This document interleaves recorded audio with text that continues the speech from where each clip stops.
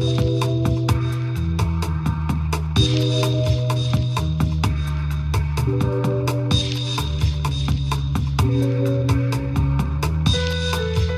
Nick Powell, reporter at City and State. Joining me on today's edition of Last Look is Democratic mayoral candidate Sal Albanese. Thanks for coming. Great to be here, Nick. Today. Great to be here. So I just want to start off, you've had a long and successful career in New York City politics, but for the past decade or so you've been kind of out of the political scene. So could you tell us what you've been up to for that period of time and why you felt now is the right time to hop in the mayor's race? Well, I spent 15 years in the private sector in law and finance, and I loved what I was doing. I was a great experience, but I always had a burning desire to do public service. I was a council member for 15 years, as you pointed out, and after a long tenure in the private sector, around 2007, I got motivated by President Obama's candidacy. It was a great grassroots effort, and a lot of folks got involved. I was a delegate in 2007 for the president, and I started thinking about coming back to government to make a difference. I mean, the city has been great to me and my family.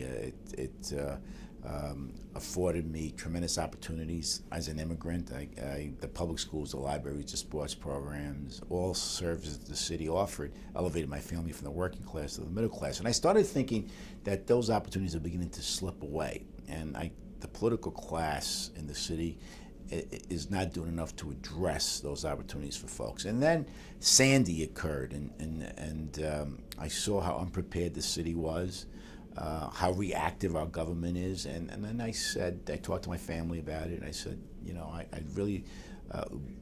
I'm considering running for mayor. I believe I can make a real difference. I know the people that are running, I think I'm more qualified. I've got a vision for the city.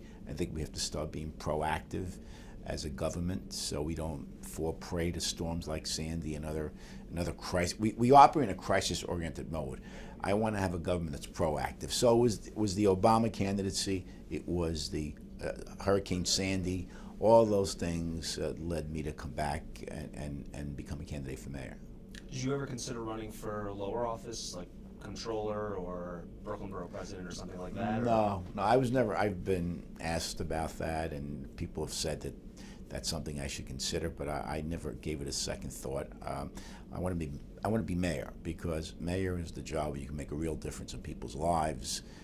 You can improve neighborhoods, you can improve our schools, our mass transit system, and that's where I believe you can make a difference. I'm not an office shopper. I just don't want to hold office for the sake of holding office. I have objectives in mind in terms of the city. I have a vision for the city. It's just not about holding a public office. That's just not what I'm about.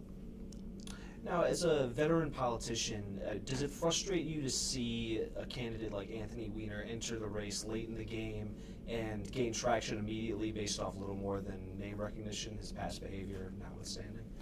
Well, anybody can run for office, and I do believe that unfortunately name recognition is part and parcel of our political system, and somebody who's well known is going to jump to the top of the polls simply because people know his or her names. But at the end of the day, I believe that people are going to make decisions about the substance rather than just name recognition. But initially, that's the way it is. It is what it is. I spent 15 years in government, so in politics, so I understand how the technical aspects of it, and you just live with it. Now, there's been tons of mayoral forums this campaign. It seems like an unprecedented amount. Do you think all of these forums have helped you as a perhaps lesser-known candidate, or do you think it's kind of overkill and kind of dilutes the discourse of the campaign? I think the forums have been helpful because it certainly sharpens your skills and focuses you on the issues, because the forums have been varied in nature, from technology to senior issues. So it forces you to drill down, and I wish they were more substance oriented, and we would spend more time discussing the policy issues. But overall, I think they're a positive. It shows that there are people in the city that are interested in who the next mayor is, and there's no incumbent for the first time. So on balance, it's been a positive. Now, you're a former school teacher, right? You taught in New York City schools for That's 11 right. years. 11 years. Now, what do you think of the job that Mayor Bloomberg has done on education over his tenure, and what new ideas would you bring to the table? Well, I think the mayor has not done a good job with our education system, although I believe in mayoral control because I think accountability is important.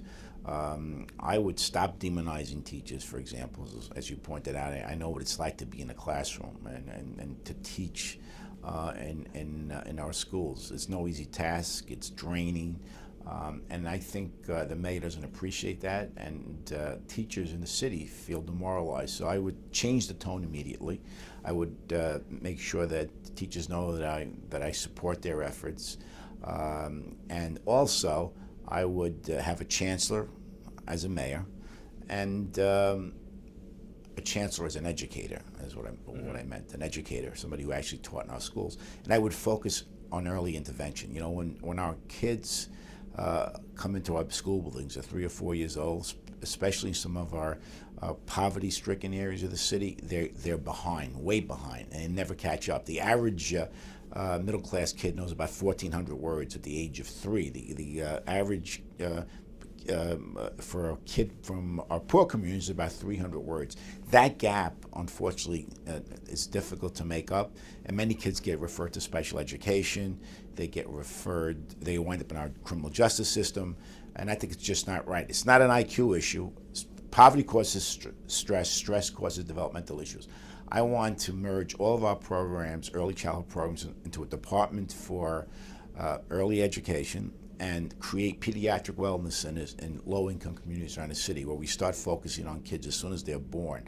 0 to 3 are pivotal years. The evidence is overwhelming now. So I want to I want parents and teachers and doctors working together to address these issues. And I think we'll start seeing some real changes if we follow these kids. And not to do anything about it is political malpractice. I want to pivot for a moment to public safety. You came out against the recently passed legislation in the City Council that would create an Inspector General that would oversee the NYPD. Can you elaborate on your stance a little bit Sure. on that piece of legislation? Sure, I think it's political theater. The City Council already has the ability to do oversight over the police department. They're basically punting, and because they don't have the courage to do the oversight that needs to be done, not only in terms of the police, but all other agencies. As I said before, it's a crisis-oriented body. They hold hearings after things happen. So I don't think you need an Inspector General. You already have the ability to do that under the City Council. And it's a waste of taxpayer money, and it's really not going to protect civil liberties or keep the city safe. And what's your stance on stop and frisk? I know you were a big proponent of community policing when you were in the City Council. Sure was. Do you think that stop and frisk has a place in curbing crime in the city? Oh, I think it's an effective tool for keeping guns off the street, but it's got to be modified. No one should be stopped in violation of the Constitution. We live in the United States of America. I've got a three-pronged effort to address it. One is to train officers better on the proper methodology for stopping somebody. What's the constitutional approach for doing it? I want to provide in-service courses for all of our officers on that particular approach, because we want to drill it into their heads what the proper way to do it is. Number two is I want to hire 3,800 more officers to address what you just said. I'm a big believer in having cops on patrol, interacting with people, and solving problems and building trust. We're now down 7,000 officers. So we've got very few people on patrol. Some precincts are operating with 1 or 2 cars. We're getting back to the days when they just responded to 911 jobs. I want them to interact with the public, develop a rapport. The first neighborhood police team was in my precinct, in the 72nd precinct, under Ben Ward, and they had Koch. And it was a sergeant and 8 cops. They worked with community groups, with block associations. They were tremendously successful in solving a lot of quality of life conditions. But in order to do that, we do need to hire some more officers, because we have 1,000 officers assigned to anti-terrorism, and we have to keep them there. We have to continue to be vigilant about terrorism. But at the same time, we don't want to erode patrol strength, because there are a lot of conditions in the city that are going unaddressed. Today I was in Washington Heights. People are complaining about noise. And people are complaining about a low-level drug dealing. Those are issues that impact the quality of life in communities that patrol officers can address, and I want to make sure we have those officers to do that. As the September primary approaches, when voters enter the booth and cast their ballot, what impression do you want them to have of you as a candidate as they decide on who to vote for? I'm the only candidate in this race who's not a career politician, who's not accepting money from lobbyists and developers, and I'm committed to putting the people in charge of City Hall. And that's what I want them to know, that when I get there, I'm going to be able to make decisions on the merits. I will tell the truth, even if it's politically risky, and regular people will have an ally at City Hall rather than having a mayor who's so compromised by special interest, owing favors all over town, that they simply can't do the job when they get there. They're going to be co-opted before they get there. So I think New Yorkers deserve an independent mayor, somebody who's going to address the real issues. Sal Albanese, thank you for joining us. If you'd like to check out more editions of our Last Look, visit our website at www.cityandstateny.com.